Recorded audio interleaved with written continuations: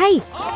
Kiếm Lam sư huynh của ta đã đạt tới lên đạo tam trọng cảnh. Sư đệ kiếm lần của ta đã đạt tới lên đạo tam trọng cảnh viên mãn. Kiếm Lam sư huynh từng đánh bại 100 tên sát thủ Huyết Vũ Lâu. Bộc phát gì chứ, sao không nói thành 10.000 tên đi?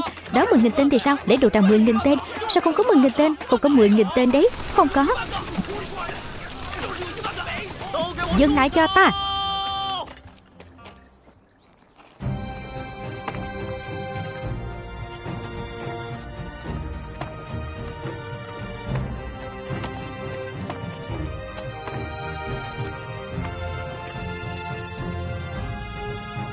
Sao nào?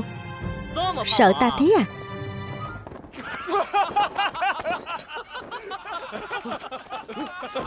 Vô Song, ngay cả linh lực đệ cũng không có. Đệ nói cho ta biết để lấy gì mà đánh nhau. Ta chỉ cần kiếm pháp cũng thắng được. Hôm khác lại đấu, về thôi. Hôm khác lại đấu. Đừng chạy. Đừng chạy.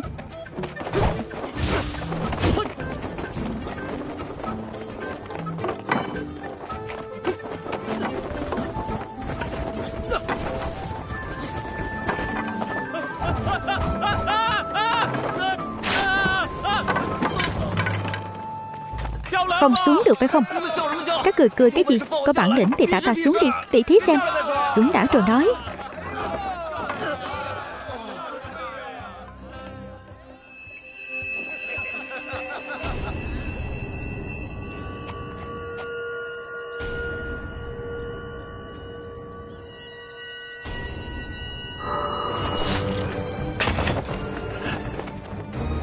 Huyết Vũ Lâu. Phụng lệnh của lâu chủ, ta đến bắt con trai của Kiếm Nam Thiên, Kiếm Vô Song. Bắt ta. Thả ta xuống. Các đệ tử nghe lệnh, bảo vệ tốt Vô Song. Giang trận, đón địch. Rõ.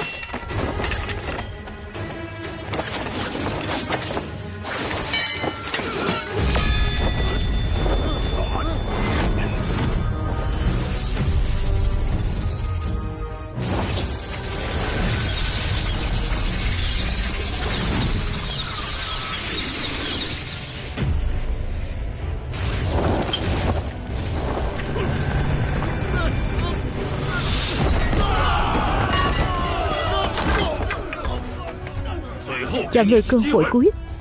Giao Kiếm Vô Song ra đây. Đưa phòng tàu huyết tẩy kiếm cát. Kiếm Lân, Kiếm Lam, ba bảo vệ Vô Song. Đi đi. Ta nguyện sống chết cùng kiếm cát. Vô Song, mời đi đi. Nói nhảm nhiều thật đấy.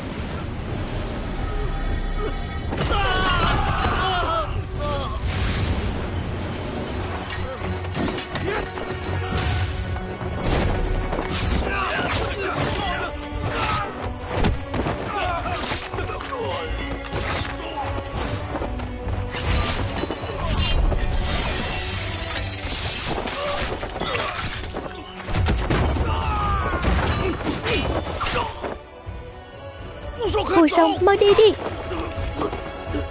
Tiểu sư đệ, đệ không được chết. Kiếm Lam sư huynh.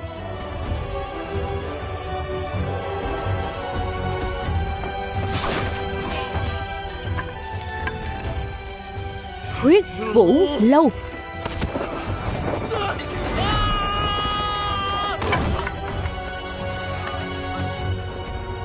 Bằng điều Vô Song đi. Đi thôi, Vô Song, đi thôi.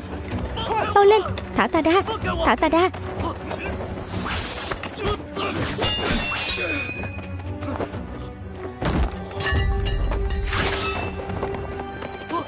Vô Song, mau đi đi.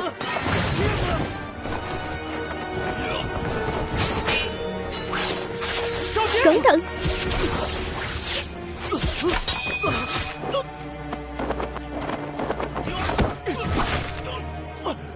Đại sư huynh. Tiểu sư đệ, đệ phải sống sót. Máu có thể chảy, mạng có thể mất, nhưng không thể sử nhục tôn nghiêm của kiếm cát. Muốn chết thì cùng chết.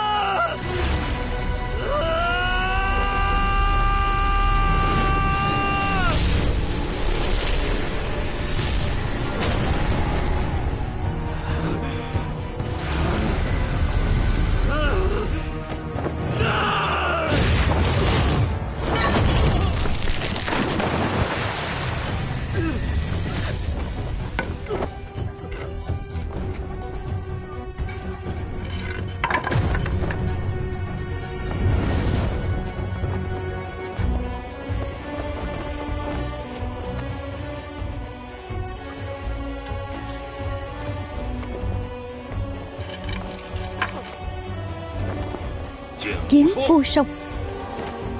Đi theo ta.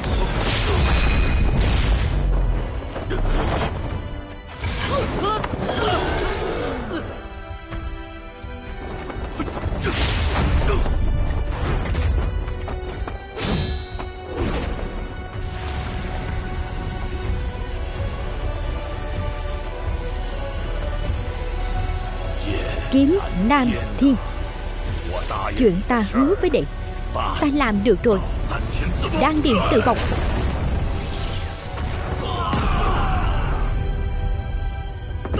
Đại trưởng lão, con thả ta xuống. Ta phải báo thù.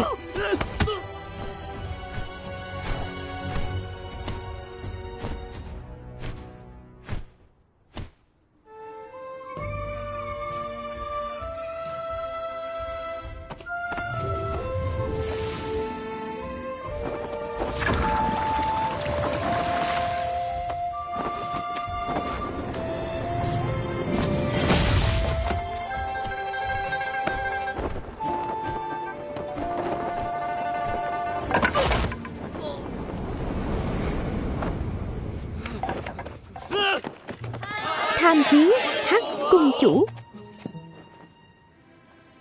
Đây là nơi quái quỷ nào? Ta phải quay về.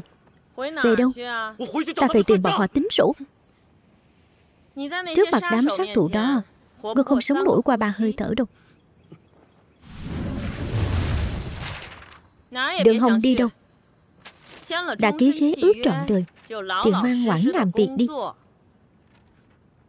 Đây, cha ta vẫn còn sống. Tên bất hiếu này, ngươi còn dám rủa cha ngươi chết. Sao ngươi lại cứu ta? Có phải ngươi biết tung tích của cha ta không? Ồ mà chết mất. Quy tắc cũ.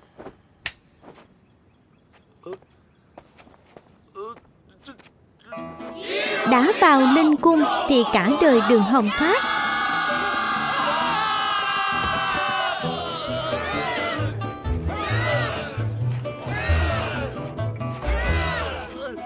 Một canh giờ sau, giải trận. Rõ. Vừa nghe thấy tiếng la hét ầm ĩ. Xảy ra chuyện gì thế? Không có gì. Nhặt được một tên sai vặt.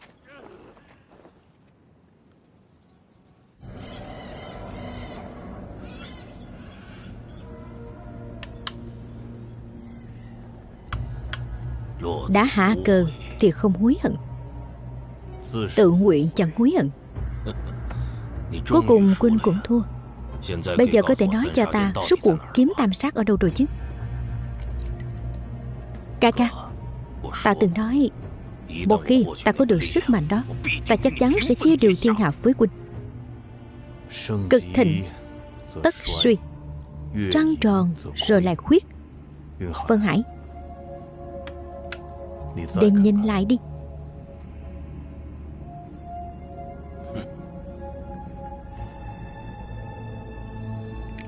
Kiếm Cát đã bị ta giải quyết rồi.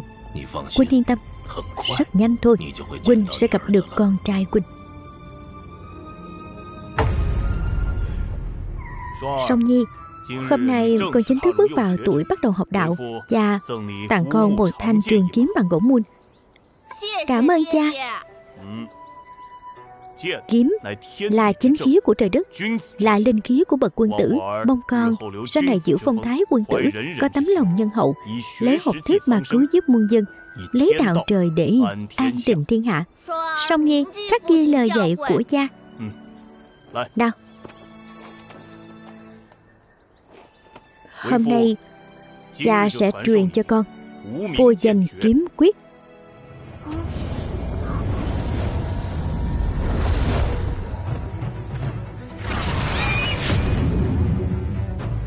Cha ơi, cha.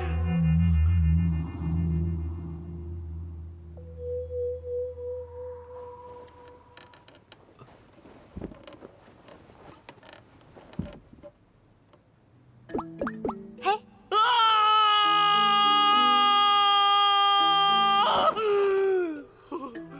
17 hơi thở.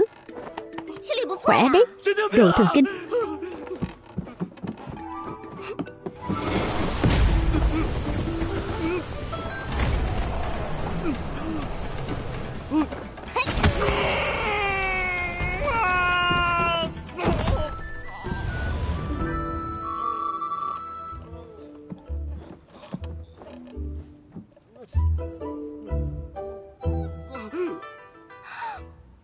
Xin lỗi. Ta ra tay không biết nặng nhẹ. Ngươi không sao chứ? Cô là ai thế? Ta là Tô Nhu, Hắc Cung chủ phái ta đến theo sát trông coi ngươi. Ta lao cho ngươi. Tại sao lại theo sát trông coi? Vì ngươi sẽ bỏ trốn đó. Ta thề, ta không trốn. Cô về trước được không? Không được. Vậy cô có thể cách xa ta ra không? Không được. Nhiệm vụ yêu cầu phải bám sát. Không đúng.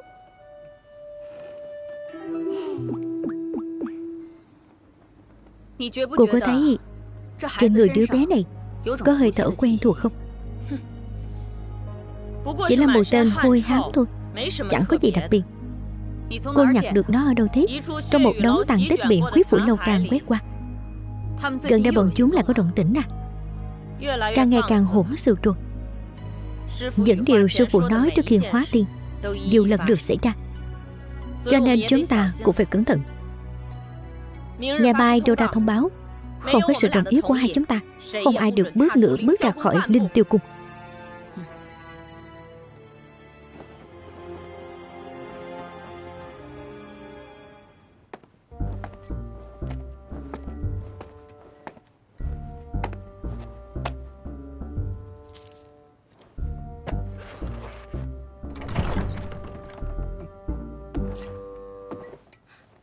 Mập! Các người lại đây, mau lại đây. Ta giới thiệu cho ngươi, đây là diệp phụ của ta. Nhưng chúng ta đã biết nhau rồi, cũng coi như là bạn. Ai là bạn với cô? Vị tráng sĩ này, ta bị bắt cóc, mời đến cứu ta.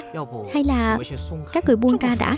Nói chuyện như vậy lòng ta thấy kỳ kỳ ấy. Kỳ kỳ á? Hay là như này đi, Nhu Nhu, hắn là bạn cô à? Đúng thế. Được, bạn của Nhu Nhu thì chính là bạn của ta. Người huynh đệ tên gì thế? Kiếm Cát, Kiếm Vô Song. Kiếm huynh. Ngươi gọi là Vô Song đi. Được, Kiếm huynh. Tại hạ là Vương Nguyên của Đan Môn, không cần khách sáo, gọi ta đại ca là được. Lần đầu gặp mặt, chiếc nhẫn càn khôn này coi như quà gặp mặt ta tặng cho ngươi, không cần khách khí. Không đáng gì đâu. Đây là gì thế? Đó là vật phải có của đệ tử Linh Tiêu Cung, dùng để cất giữ những vật mang theo người. Ngươi xem, ta biến cho ngươi một cái.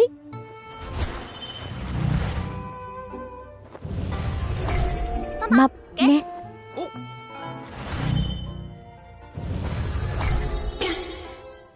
Cho ngươi ăn này, hữu dụng lắm. Cái này tôi ngại lắm. Đừng khách sáo, chỉ là một món trang sức thôi.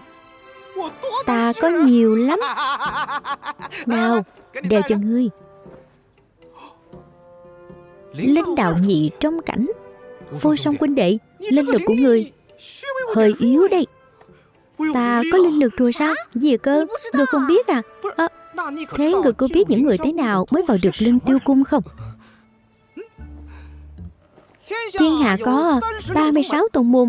Cái gì mà Đan Môn, Thương Môn, Phủ Môn, Thương Môn, Hỏa Môn, Thân Hoàng, Văn Nhật, Nguyệt Môn, Băng Minh Cốc, Thần Phù Môn, Kiếm Cát.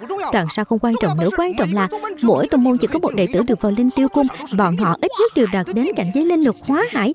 Nơi này gần như là thánh địa tu luyện của các thiên tài võ học trong thiên hạ. Hoàn hảo.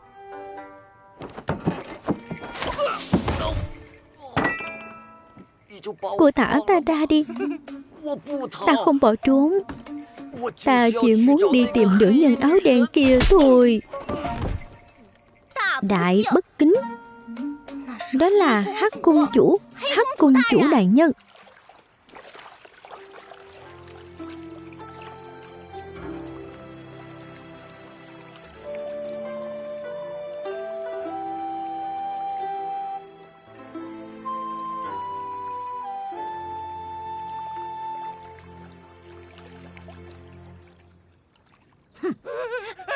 Đại hiệp, ta không dám nữa. Đại hiệp tha mạng. Cô không mau cút đi. Ta cút. Yên tâm đi, ta đã đuổi bọn chúng đi được.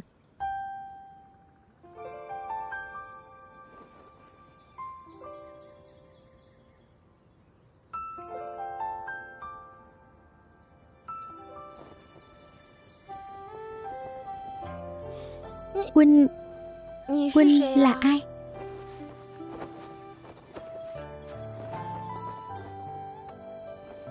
Bùa của hiện tại cứ để ta đến bảo vệ, rồi sẽ có ngày muội mang sức mạnh này đi bảo vệ người khác.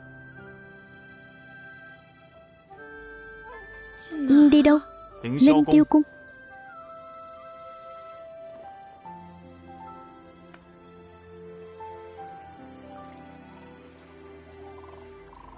Đại sư huynh.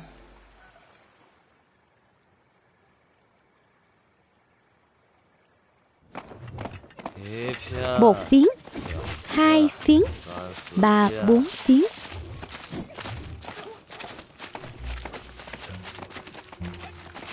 Các người nhìn đường đi. Nhu Nhu, cô nói xem, sau khi bước vào kỳ kim đan thì đúng là khác hẳn. Ngay cả dáng đi cũng oai phong lẫm liệt như vậy. Đúng thế. Chính là cậu ta. Đúng là giống như lời đồn. Đẹp trai quá. Đi xem. Nè. Chuyện gì thế? Tránh ra. Cô thấy chưa? Cô ấy cười với ta kìa. Không phải là cô ấy thích cô chứ?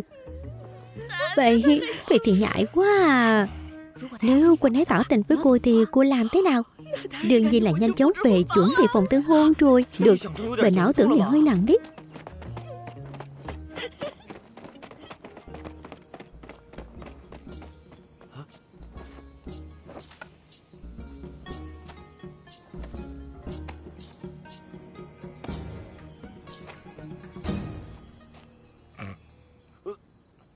Coi như ta chưa nói gì.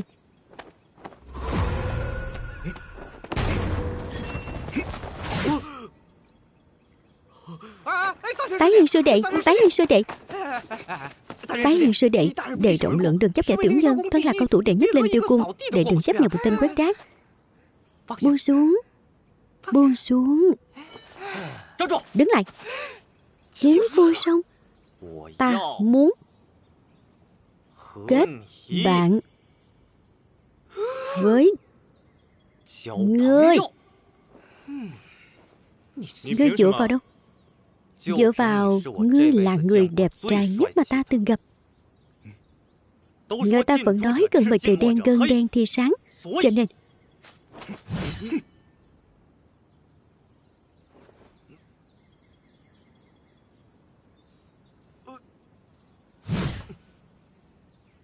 dù lần ngươi nói là sự thật, nhưng ta không có hứng thú với chuyện kết bạn. Vậy thì ta đành dùng vũ lực để thuyết phục ngươi thôi. Thuyết phục? Biến thái quá. Thích quá.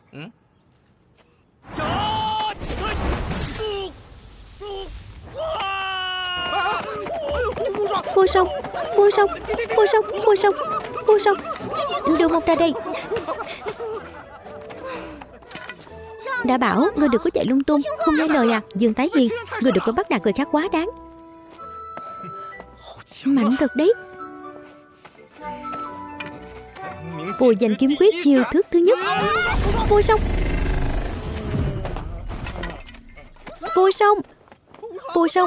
song, ngươi làm sao thế? Vô song, cút xa ra.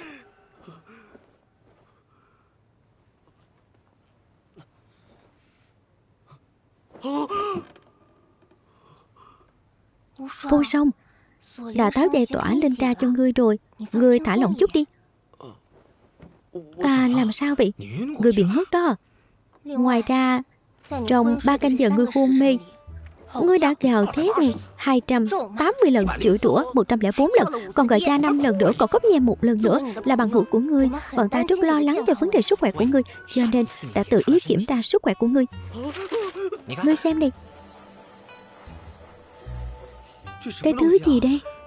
Bọn ta cũng muốn biết lắm đây. Đây là hình ảnh từ trong bụng của ngươi.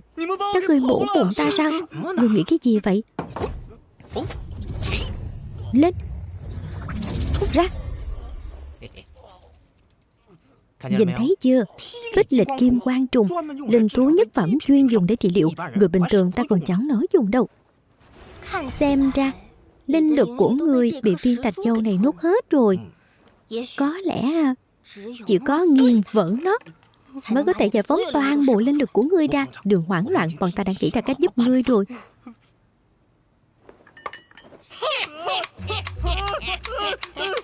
Không cần đâu, không cần. Ta thấy linh lực hiện giờ của ta đã đủ dùng rồi. Đừng sợ. Không đau đâu. Ta có đầy đan dược phục hồi. Đừng căng thẳng nhé, cục cưng.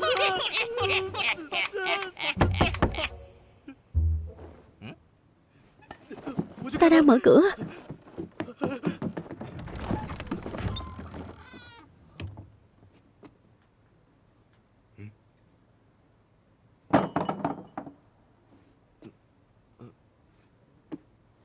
Ta cứ tưởng chỉ có mình ngươi, không ngờ còn có 2 tên nữa.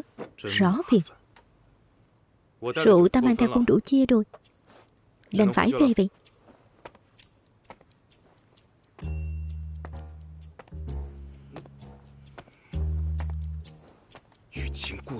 Vợ đi để ngươi gọi lại mà cũng không nhận ra à? Ta đã quay người đi rồi. Ngươi không mở mồm nói một câu thì ta không quay lại được. Cảnh này ngại ngùng lắm đấy. Ngươi biết không, Dương Tái Hiên.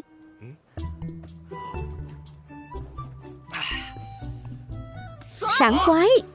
Được, uống chén rượu huynh đệ này, từ nay về sau hóa thù thành bạn. Đúng, mau ăn. Nào, ăn thôi, ăn nào. Được cái sáo. Ngon quá. Ngon. Hương vị thế nào? Ngon. Ôi xong, ngươi đừng có khách sáo đây. Ngon thật sự. Vị được đấy, ngon lắm. Ăn nhiều vào.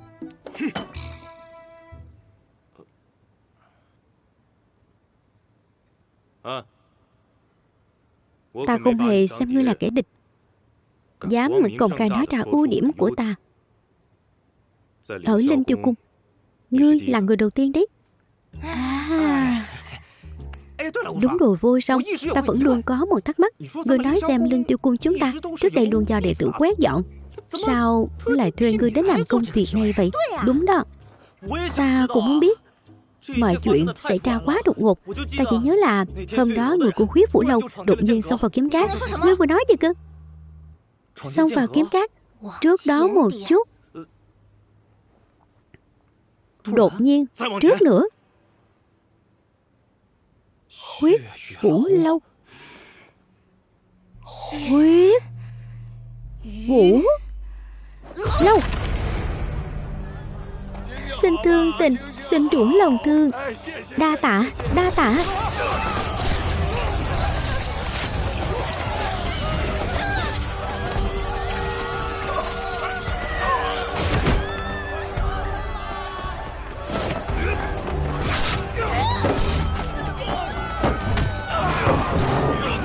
Tiểu Thiên, ta nhất định sẽ trả thù cho ngươi. Tổ phụ, ta nhất định sẽ báo thù cho ngươi.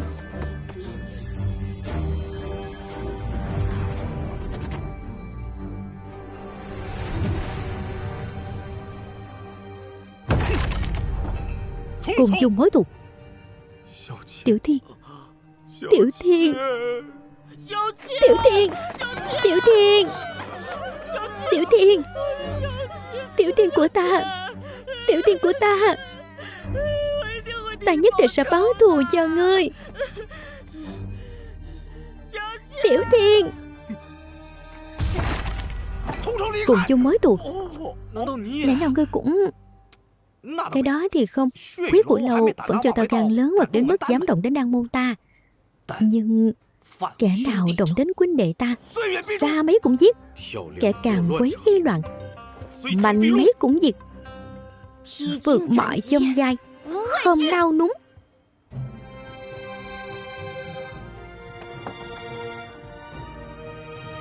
Chống lại ý trời, cưỡi mây tiến tới. Chúng ta phải biến đau thương thành động lực, liều mạng luyện tập, sau đó cùng nhau đánh bại Huyết Vũ Lâu.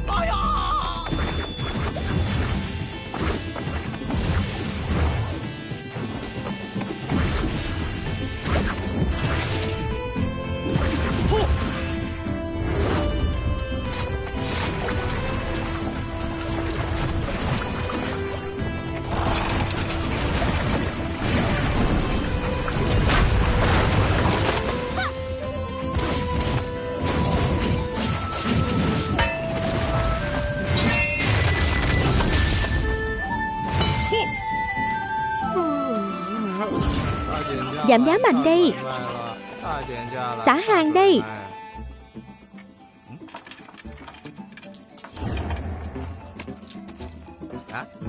Sao ngươi không luyện công?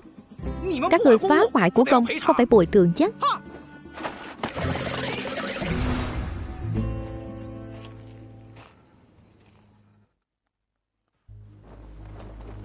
Không được. Bây giờ không thể ra ngoài.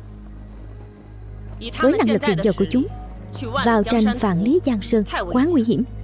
Hiện giờ thế lực của Quý Phủ Lâu ngày càng lớn mạnh, không ngừng có đệ tử của 36 tông môn mất tích. Nếu chúng ta không can đảm quyết tiến đến cùng, thì đừng nói đến 36 tông môn, ngay cả Linh Tiêu Cung cũng không giữ được. Đệ tử thế hệ này phải nhanh chóng trưởng thành thôi. Không còn cách nào khác sao? Thật ra vì chúng đi cũng chưa chắc là một điều không trở lại. Đến lúc đó cô trấn thủ Linh Tiêu Cung, ta sẽ đích thân đi làm hộ pháp cho chúng, đảm bảo an toàn. Cô đã kiên trì như vậy thì cứ đánh cược một phen đi.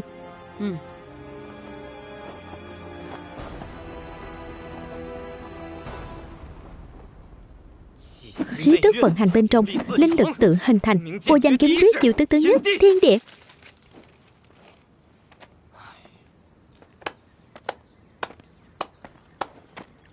Kiếm thuật khá đó, rất độc đáo. Dĩ nhiên rồi, cha ta dạy mà. Cha ngươi có phải là Kiếm Nam Thiên không? Người quen sao? Dĩ nhiên rồi. Năm xưa ở Linh Tiêu Cung, cha ngươi là đại sư huynh của ta đó. Và ngươi có biết cha ta đang ở đâu không? Cô ấy từng có ơn với ta. Nếu không vì bị giam giữ ở Quý Phủ Lâu mãi, người nói gì cơ? Quý Phủ Lâu?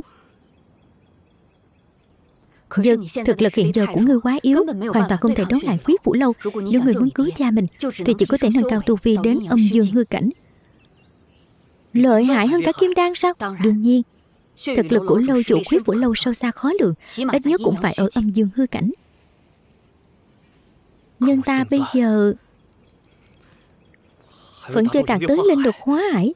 Ta biết, tuy ngươi không phải là đệ tử chính thức của Linh Tiêu Cung, nhưng ta và Hắc Cung chủ quyết định phá lệ, cho phép ngươi tiến vào tranh Vạn Lý Giang Sơn rèn luyện. Tuy trong đó hiểm nguy trình đập, nhưng có cơ hội lấy được tinh nguyên linh thú chất lượng cao, nâng cao cảnh giới tu vi. Nếu có thể sống sót trở ra, còn có thể có cơ hội trở thành hành tổ Linh Tiêu Cung, tự do ra vào Linh Tiêu Cung. Đa tạ Bạch Cung chủ.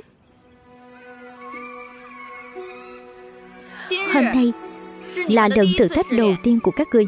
Cứ 4 người một nhóm, bọn nhóm phải lấy về một viên tinh nguyên linh thú từ trong tranh Vạn Lý Giang Sơn này. Chỉ lấy tinh nguyên của nó, không làm hại tính mạng đó. Sau khi kết thúc thử thách này, 4 người có thành tích tốt nhất sẽ trở thành hành tẩu của Linh Tiêu Cung ta, xuống núi trải đời. Có thể xuống núi rồi, ta cũng muốn làm hành tẩu. Tranh Vạn Lý Giang Sơn đây à? Tranh Vạn Lý Giang Sơn này mỗi lần chỉ có thể mở trong 12 canh giờ, bên trong nguy hiểm rình rập. Vì vậy ta hy vọng các người có thể nương tựa lẫn nhau, cùng nhau vượt qua sóng gió. Nhớ kỹ, không được đến gần vượt sâu phong linh. Rõ, chuẩn bị sẵn sàng.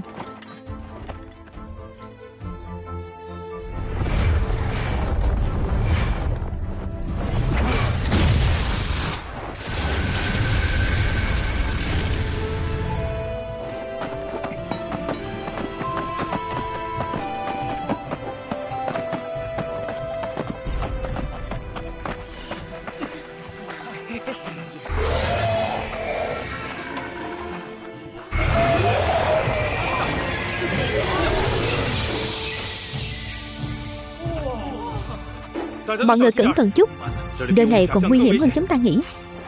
Vâng, đại sư huynh, đi.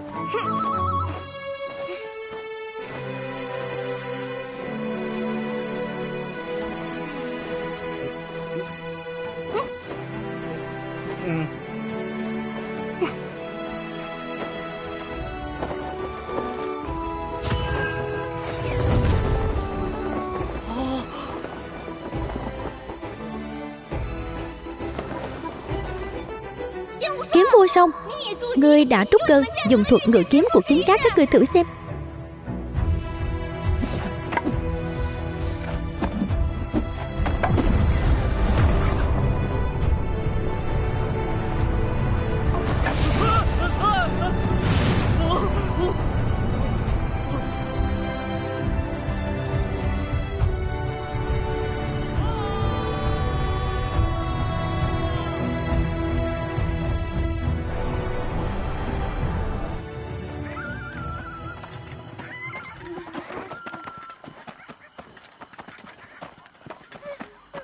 Vô song đâu?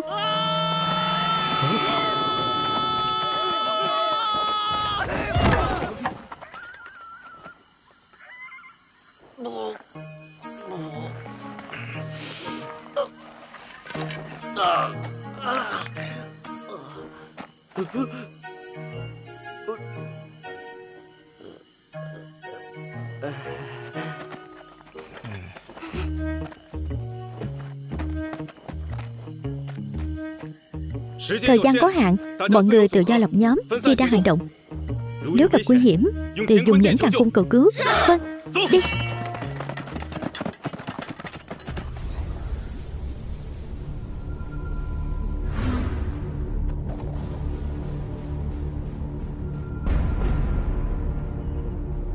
Xuất phát. Rõ.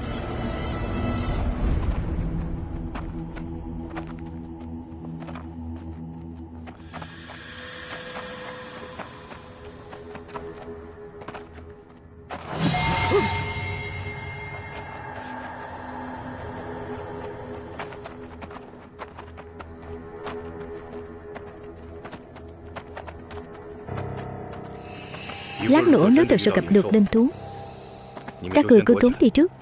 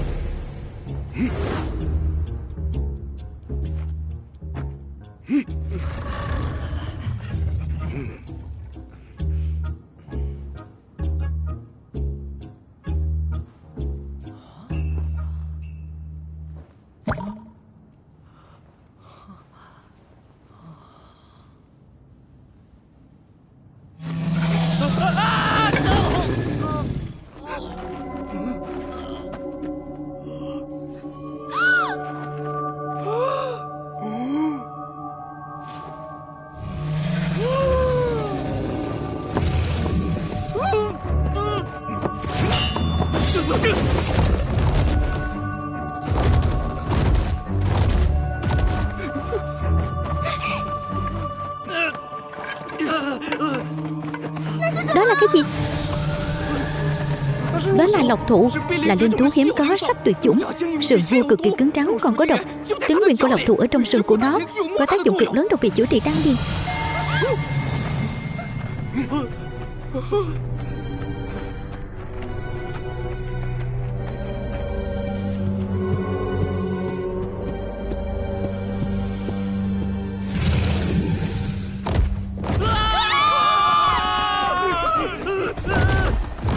Đừng chạy, chúng ta hợp lực lấy tinh nguyên của nó.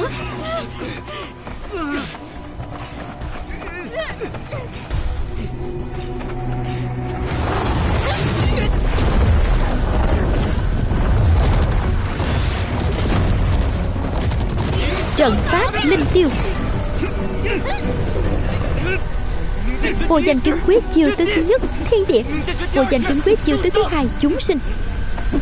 Thiên địa, chúng sinh, thiên địa.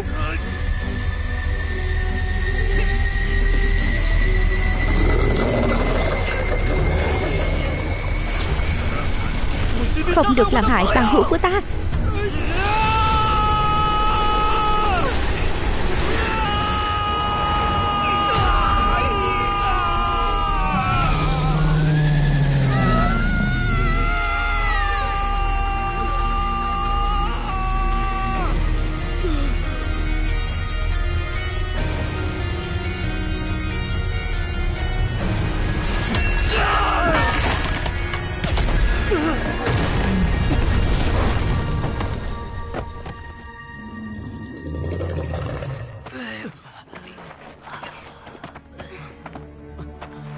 Vô Song, ngươi giỏi quá. Một con lộc thục cỏn con có là gì đâu. Tinh nguyên lộc thục.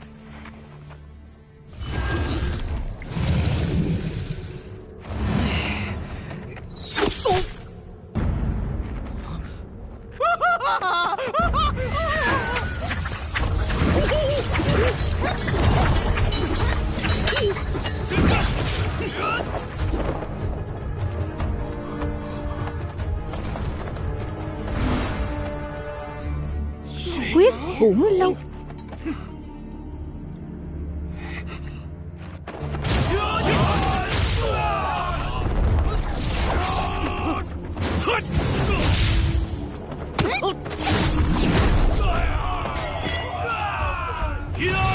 Chờ chút,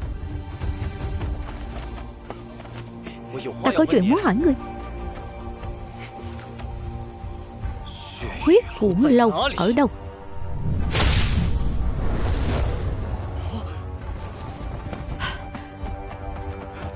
Bạch Cung Chủ, các ngươi không sao chứ? Không sao, không sao. Nơi này không an toàn, đi theo ta trước đã.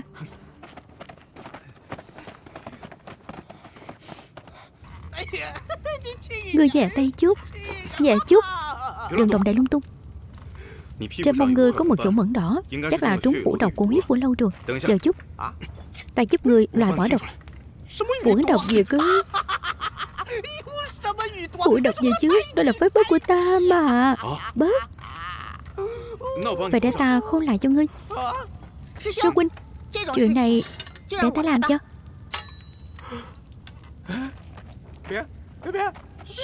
Huyết Vũ Lâu. Vô Song, ngươi có chỗ nào cần chữa trị không? Không cần, không cần, không cần. Ta tự chữa là được. Đừng, đừng, đừng. May mà chuồn sớm. Ngươi muốn đi đâu? Ra ngoài đi dạo thôi. Bên ngoài nguy hiểm. Đúng lúc, ta có vài chuyện muốn hỏi ngươi. Vâng. Bạch Cung Chủ, người nói xem cha ta liệu có còn sống không? Sao lại hỏi vậy? Ta vẫn luôn tưởng rằng cha ta đã chết. Giờ bây giờ biết thực ra cha ta đang ở trong tay Huyết Vũ Lâu. Ta lại sợ ông ấy. Ngươi sợ mừng hùng một phen chứ gì? Nếu Kiếm Vân Hải muốn giết ông ấy thì hẳn là đã sớm ra tay rồi. Chỉ cần còn chưa tìm được tung tích của Kiếm Tam Sát, cha ngươi sẽ không sao đâu.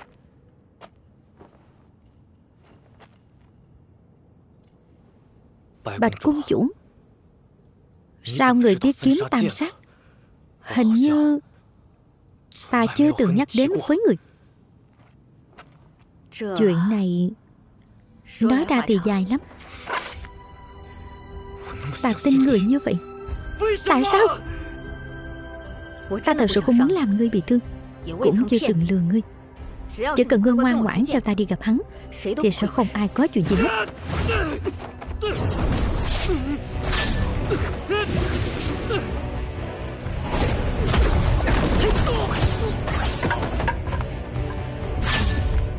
Không phải ngươi muốn đi gặp cha ngươi ư? Ta đưa ngươi đi gặp ông ấy, tại sao còn muốn chống đối?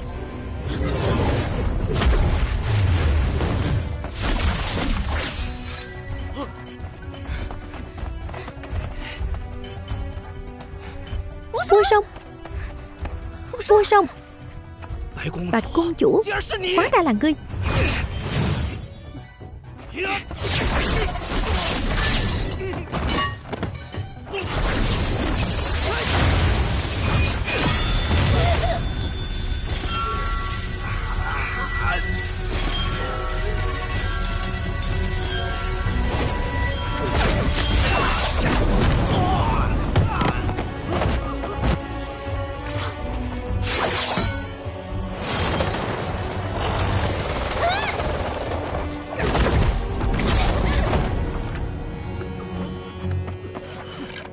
Tô Nhu,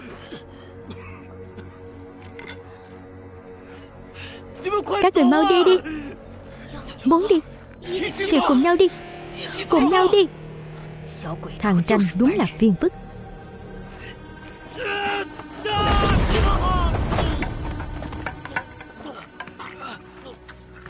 Vua sông, vua sông.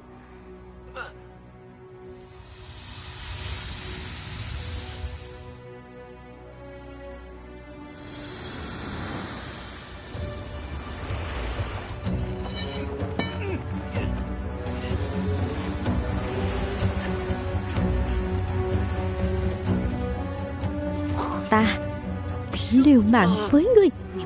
Các ngươi tự tìm cái chết.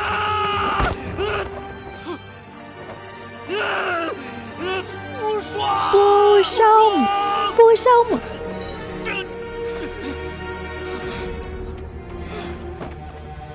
Vua sông, vua sông, vua sông. Huynh đệ vua sông, vua sông, vua sông.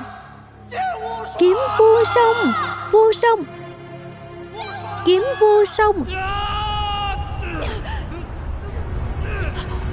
Kiếm vua sông. Ngươi làm cái gì thế hả? Không cần mạng nữa sao?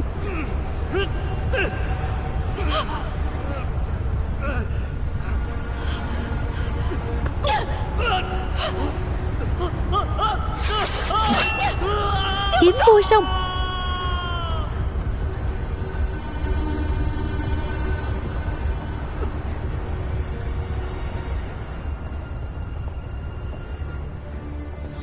Kẻ xâm nhập chết.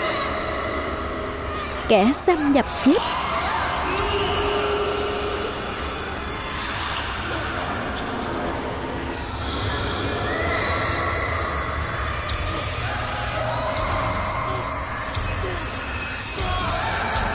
Kẻ xâm nhập chết.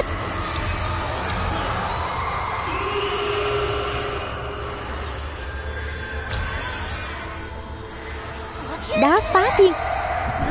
Là đá phá thiên. Là lời tiên đoán đó. Biến đá phá thiên rèn thành đá thiên. Hồn kiếm thức tỉnh. Linh lực chống lại ý trời.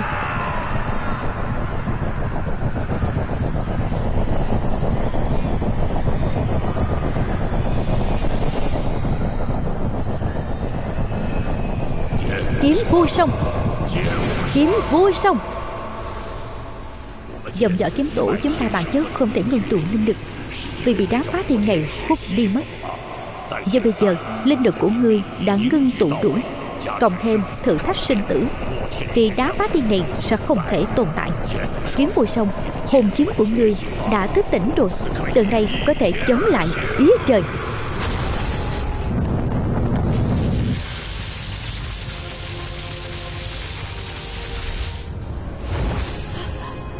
Kiếm vua sông.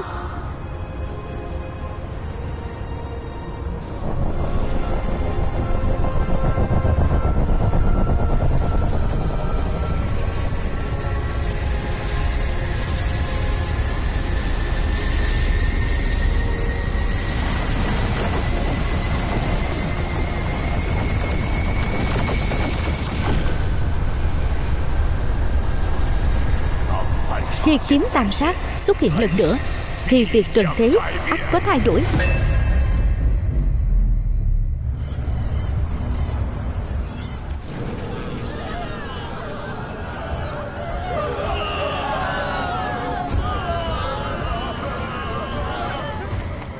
Lâu chủ, Bạch công chủ truyền tin đến, kiếm tam sát đã xuất hiện, nhưng nhiệm vụ thất bại rồi. Một đám vô dụng.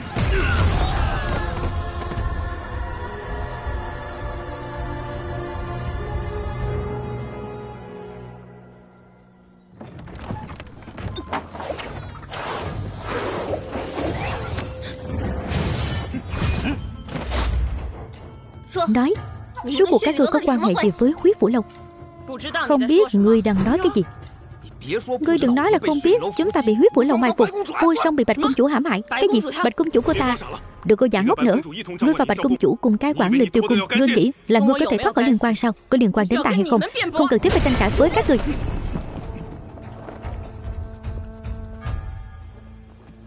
Hơn nữa, nếu ta thật sự muốn làm gì các ngươi, thì ta đã hành động cùng cô ta từ lâu rồi. Nói cho ta biết, Bạch cung chủ rốt cuộc đã làm gì kiếm Vô Song rồi? Cô ta ép Vô Song xuống vực sâu vong linh, chỉ ép tới vực sâu, không giết chết trước, cũng không đến mức đó. Ngươi thật sự là không biết gì hết. Trước kia Bạch cung chủ có quen biết với lâu chủ Khuyết Phủ Lâu. Điều này thì ta biết. Chỉ có điều lâu như vậy rồi mà cô ta vẫn u mê không tỉnh ngộ.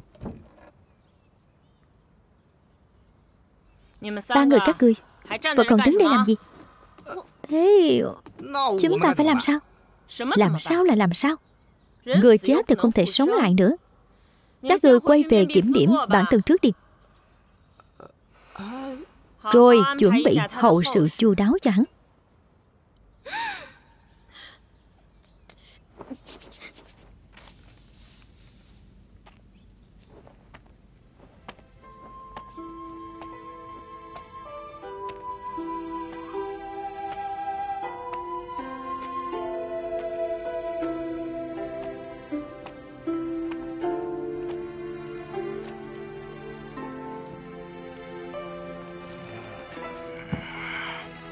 Vô Song, Vô Song.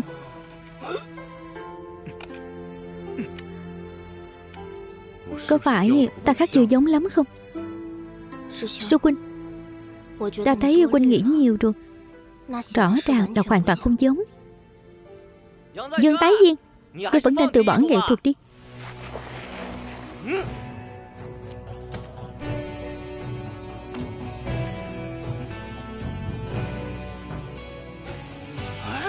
Liên quan gì đến ngươi? Vô Song, ta biết là ngươi sẽ không chết mà. Vô Song, cô tránh ra. Vô Song, ta biết kẻ tình nhóc cười sẽ không chết dễ như thế mà. Được rồi, các ngươi thế này là xúa quẩy. Có cần lạnh lùng thế không? Liên quan gì đến ngươi? Linh lực hóa hải. Sao có thể thế được? Mới chỉ trong vài ngày từ linh đạo cấp độ 2 mà đã đạt đến linh lực hóa hải rồi. Bây giờ ta không chỉ là linh lực hóa hải, ta ở vực sâu vong linh còn đạt được cơ duyên vô cùng to lớn. Bạch cung chủ đâu? Không biết tung tích. Tên gian tà này. Đúng rồi Vô Song, người chết cũng nhắm mắt. Không. Chết rồi sống lại, chúng ta nhất định phải ăn mừng một bữa.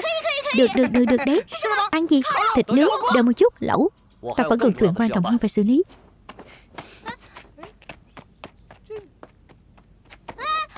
Ta cũng đi. Đợi ta với.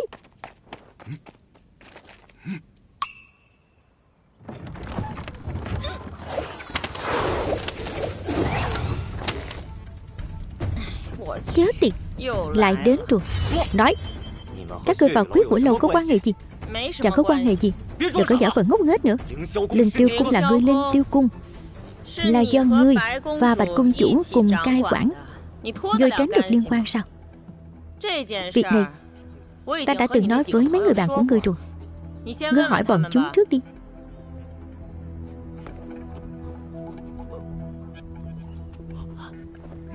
Không liên quan gì. Không có liên quan gì. Thế người nói cho ta biết Khuyết Phủ Lâu ở đâu? Bây giờ ngươi vì bốc đồng nhất thời mà đi trả thù, đồng nghĩa với việc tự tìm đến cái chết. Ta bây giờ đã khác với trước đây rồi. Hơn nữa không phải ta đi trả thù, mà ta phải đi cứu cha ta. Đi cứu cha ta.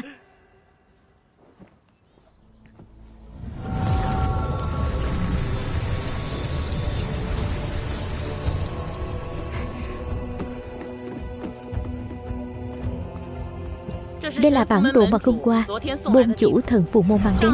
Ở trên có 2 đường màu đỏ, mà đường màu đỏ biến mất ở rìa đại lục Nam Dương. Đây là nơi nào? Điểm tận cùng của đại lục Nam Dương là khu vực quanh Ô Sơn. Ra khỏi điểm tận cùng này thì sẽ hướng về đâu? Trước giờ chưa từng có ai đi qua đó. Trước đây chúng ta cũng từng nhận mật báo của các tông môn khác nhau về việc đệ tử tự nhiên mất tích. Chắc là có liên quan đến Khuyết Phủ Lâu.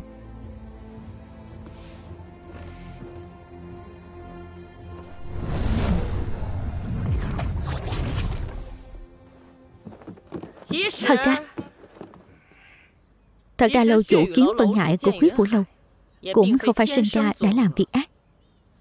20 năm trước, ta và cha ngươi, Kiếm Vân Hải, còn cả Bạch Cung chủ đều là đệ tử của Linh Tiêu Cung.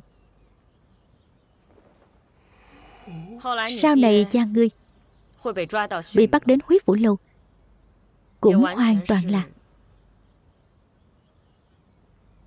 lựa chọn của huynh ấy.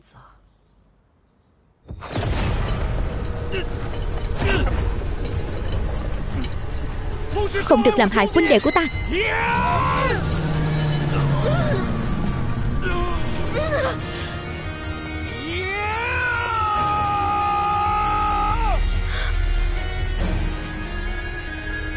Vô danh kiếm quyết chúng sinh.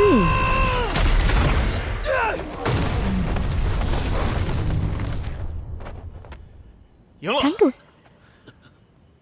Đệ không sao chứ? Huynh, ta không sao.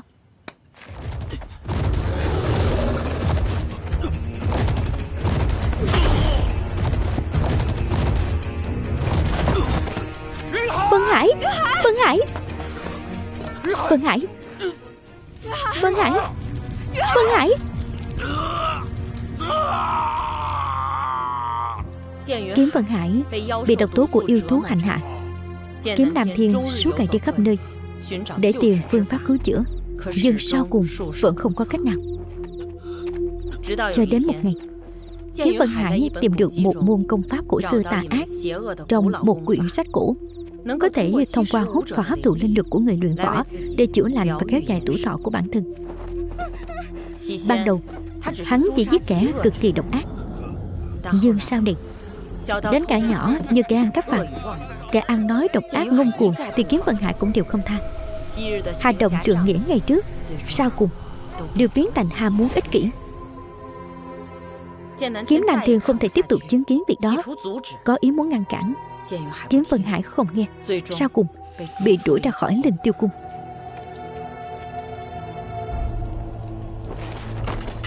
Tham kiến lâu chủ.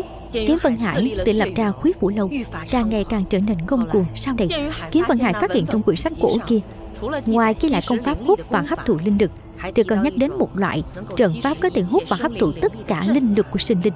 Vừa hay, chìa khóa để mọi loại trận pháp đó chính là kiếm tam sát, mà kiếm tổ đã truyền kiếm tam sát lại cho Kiếm Nam Thiên từ lâu, trở thành kiếm tùy thân của huynh ấy.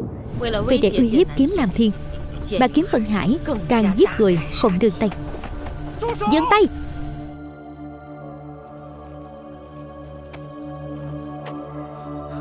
Kiếm Vân Hải, ta chỉ đang giết kẻ ác thôi, nếu tất cả mọi chuyện vì ta mà ra.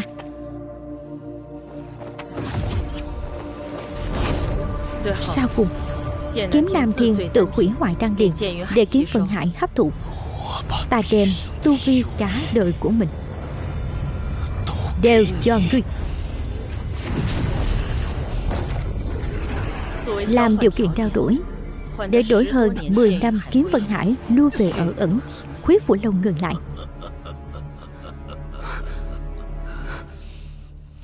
Phụ thân,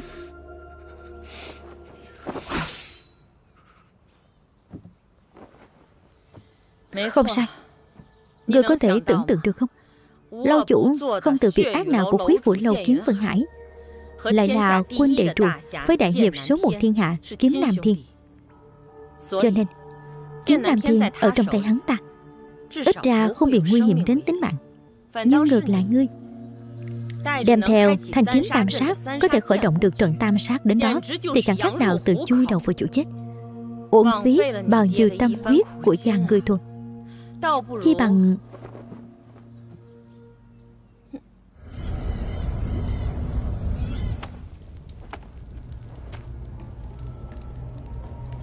Quân nên cảm ơn thần phù môn. Ta đã để lại manh mối trên người bọn chúng, thì Quân mới có thể gặp con trai mình lần cuối cùng.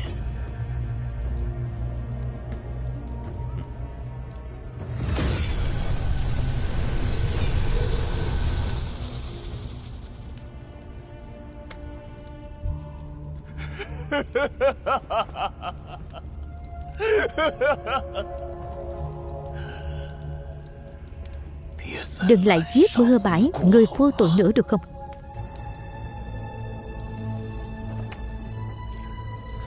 Dùng học thức để cứu giúp muôn dân, dùng thiên đạo để an định thiên hạ. Người đã quên giao phó của sư phụ rồi sao?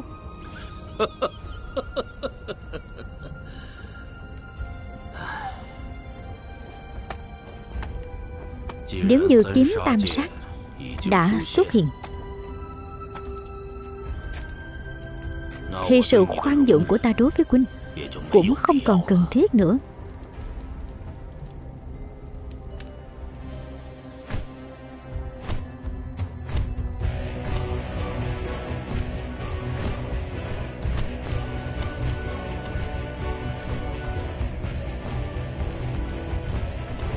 Chỗ kia chắc chính là Ô Sơn rồi. Đã hơn 10 ngày từ khi rời khỏi đại lục Nam Dương rồi, càng đi càng hoang vắng. Con người sao có thể sinh tồn ở nơi này chứ? Nếu như thần phục của thần phù môn đã dẫn dắt chúng ta đến đây thì chắc chính là ở đây rồi, không sai được đâu. Mau nhìn đằng kia kìa. Ở nơi ranh giới Nam Dương, chắc huyết phủ lâu ở chỗ đó. Đi thôi.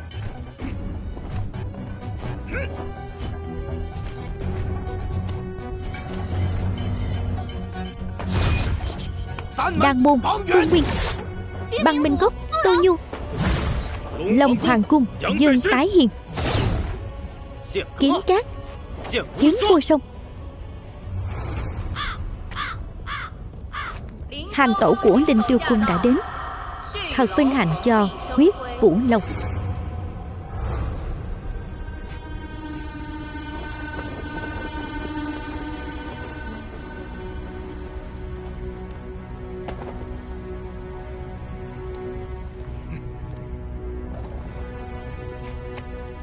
Kẻ phản bội.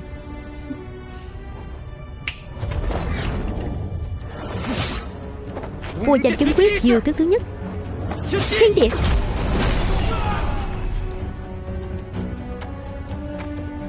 Ngươi tiến bộ cũng khá nhanh đấy, là do ngươi dạy tốt.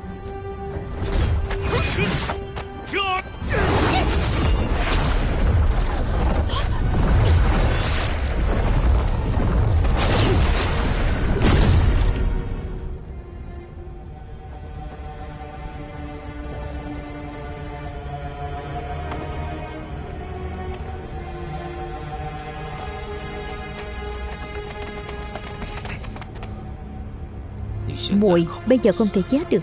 Phân Hải, kiếm Phân Hải. Cha ta ở đâu? Ta không thể giúp huynh đưa hắn đến. May mà hắn tự mình đến được. Cha ta ở đâu?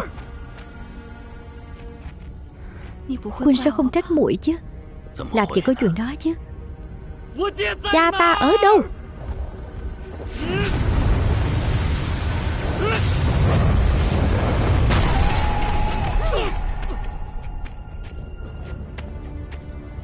Kiếm tam sát.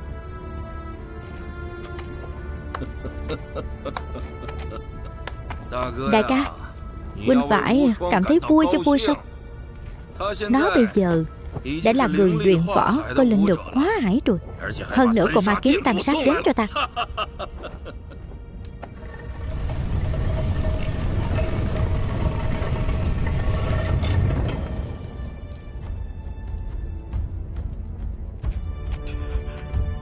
Cha! Cha!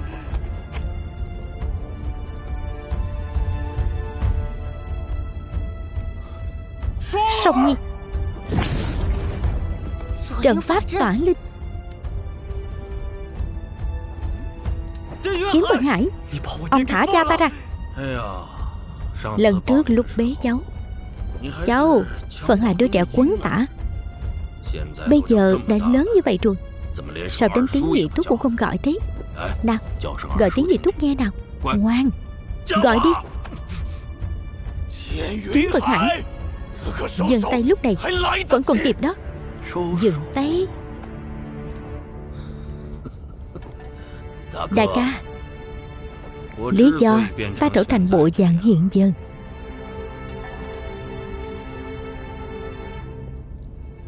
là vì ai chứ?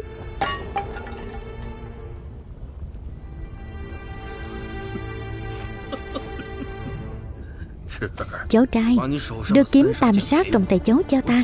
Ta sẽ lập tức để cho con cháu đoàn tụ. Khi ta khởi động trận pháp tam sát, cả đại lục Nam Dương sẽ tôn chúng ta làm trời. Song Nhi, cậu không phải là đối thủ của hắn. Cậu mau đi đi. Đại ca cũng đã đến rồi. Đi gì chứ?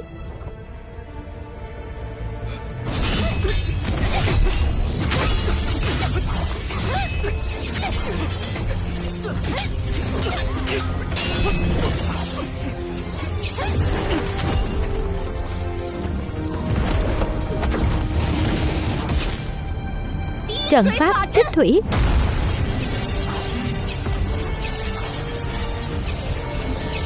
Cứ thế này cũng không phải là cách. Bắt chặt phải bắt buộc. Vô danh kiếm quyết chúng sinh.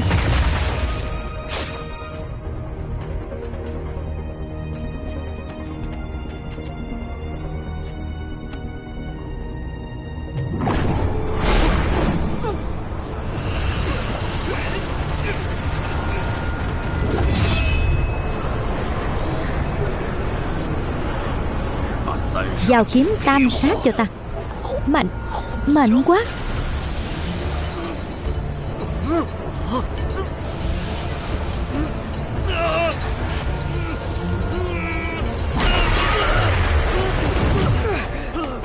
Vô song.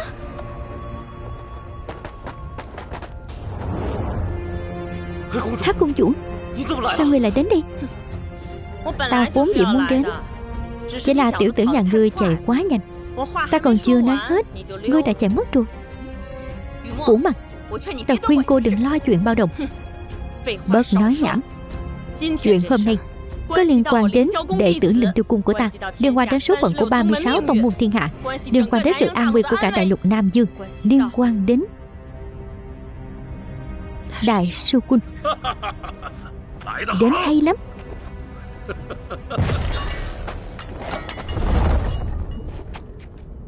Vô song, vừa cứu cha con. Chỗ này giao cho ta. Vậy chỗ này cũng giao cho ta.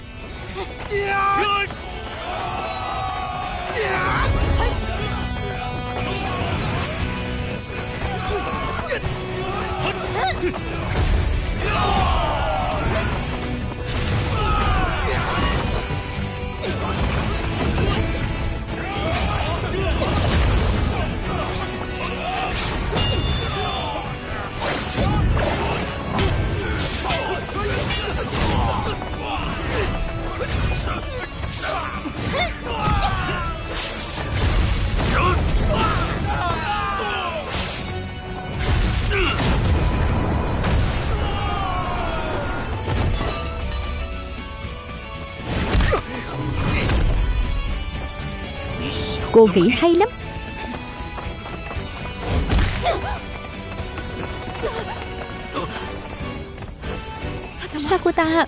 Sao cô ta đột nhiên trở nên mạnh như vậy? Một kẻ học võ âm dương hư cảnh lại có thể bùng nổ với sức mạnh của siêu phàm nhập thánh. Thú vị lắm.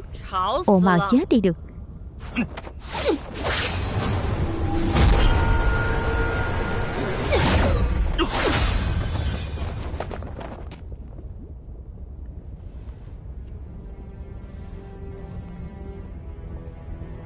Cô đã uống xích kim đừng.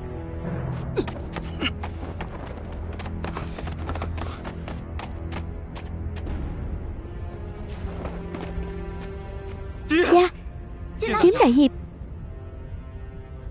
Song Nhi, đan điền của cha đã vỡ vụn, linh lực mất hết, hiện giờ đã là một nửa phế nhân rồi. Cha, cha có thể gặp lại được con là đã mãn nguyện rồi.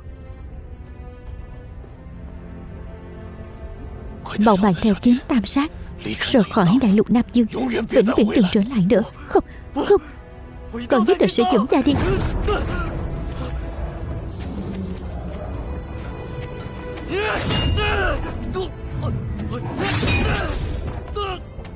Vô ích thôi. Trận pháp tỏa linh này cần cảnh giới siêu phàm nhập thánh mới có thể mở ra. Cả đại lục Nam Dương, ngoài Kiếm Vân Hải, không ai có thể làm được. Không, con không cần biết. Con nhất định phải dẫn cha đi.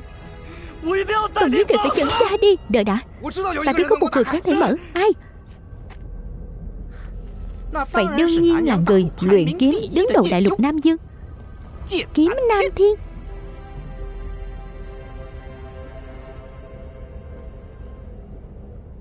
Đây lẽ nào là Tinh Nguyên Lộc Thục?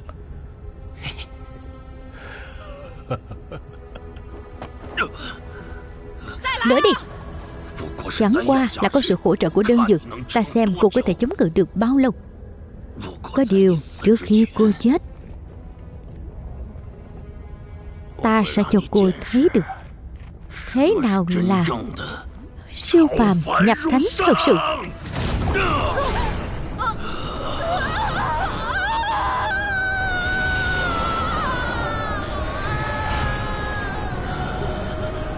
Tại sao chứ? Mộ Bạch.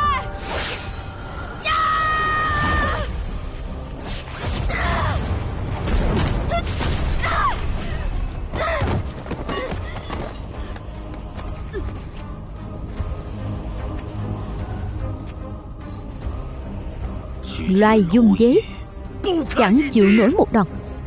Đây mới là sức mạnh thật sự.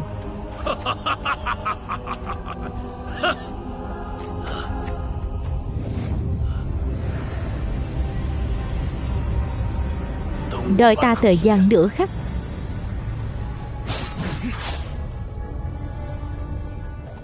Tình Nguyên Lộc Thục.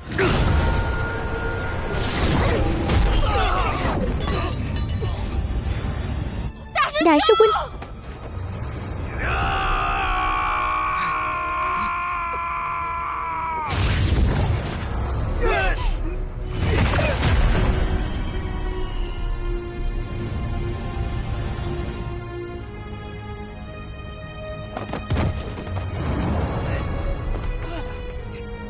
Vũ Mặt. Hắc Cung Chủ.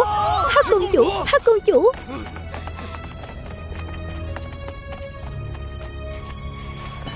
Hắc Cung Chủ. Hắc Cung Chủ.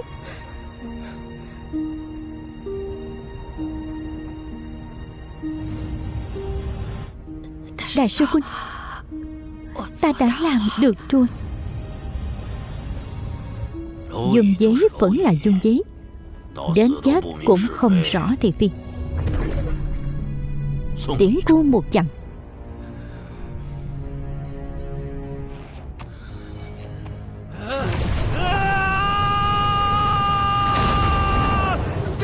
Cút đi cho ta.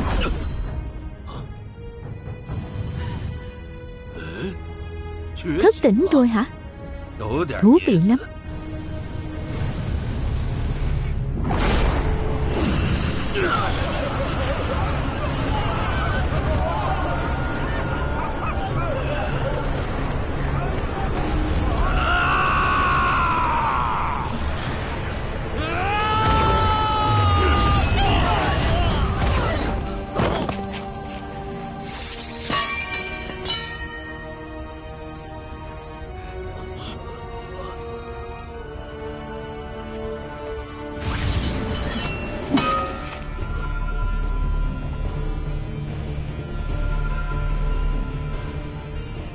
Ta đã nói rồi, ta chính là trời.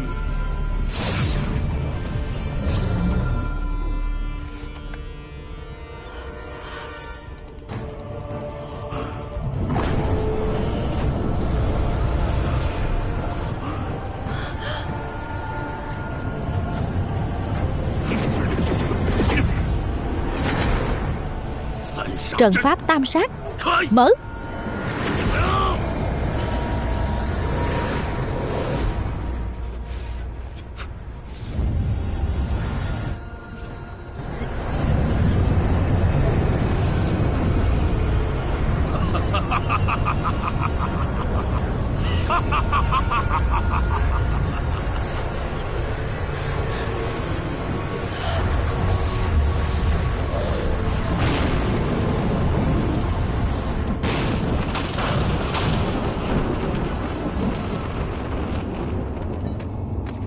Mau nhìn kìa. Không hay rồi, trời có dị tượng. Bảo vệ linh lực, trận pháp linh tiêu.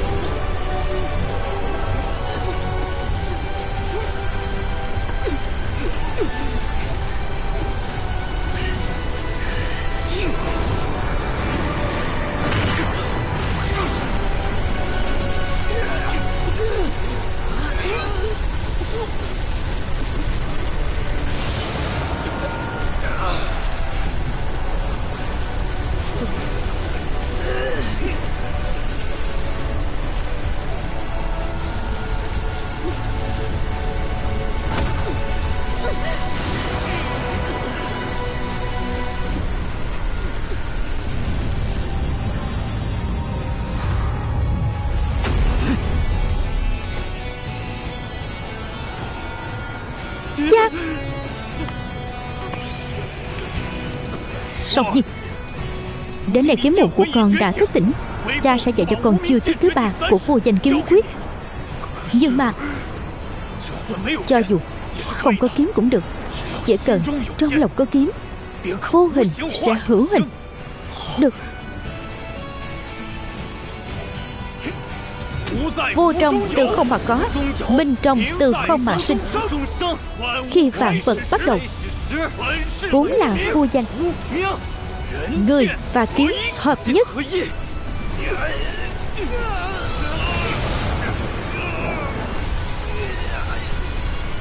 Song kiếm hợp bích.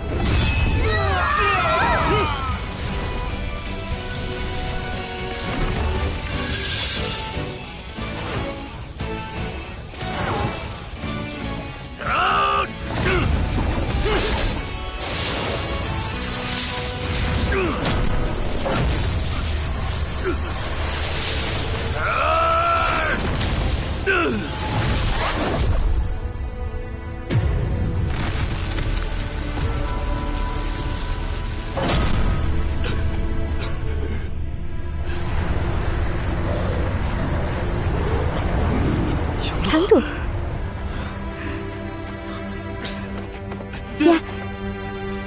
Cha không sao chứ?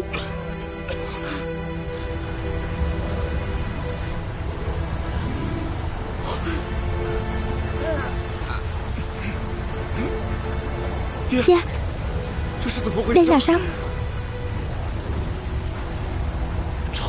Theo ý trời, với cảnh giới của chúng ta có thể không đóng được. Không thể nào. Không thể nào. Sẽ có cách thua. Trời, cái con khỉ, ta không tin. Vô danh kiếm quyết thiên địa. Vô danh kiếm quyết chúng sinh. Chúng sinh thiên địa. Chúng sinh thiên địa. Chúng sinh.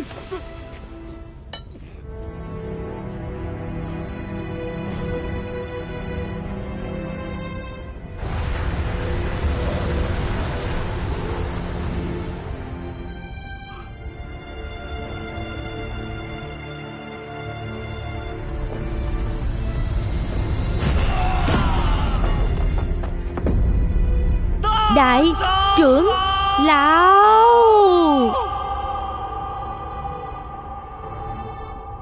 Đan điền tượng bộc.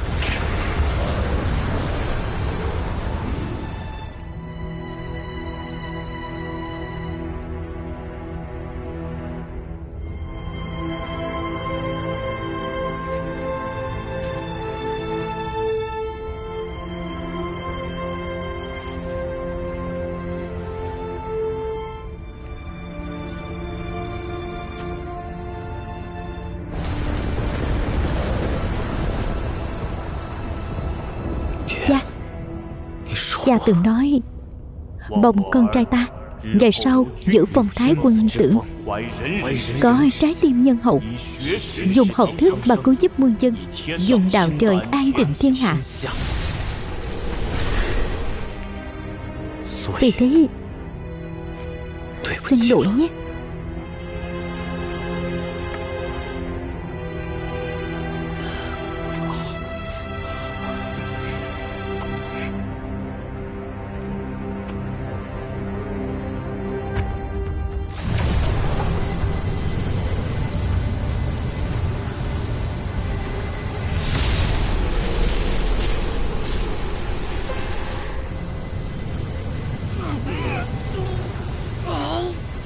Song Nhi.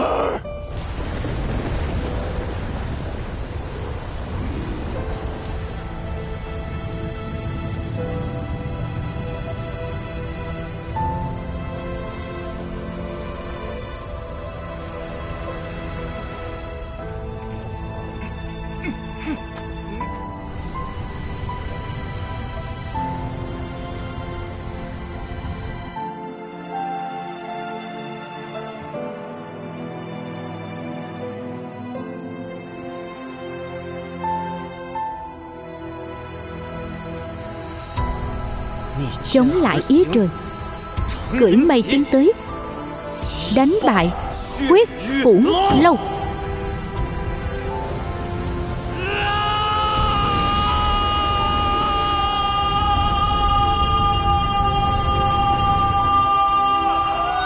Vô song, vô song, vô song.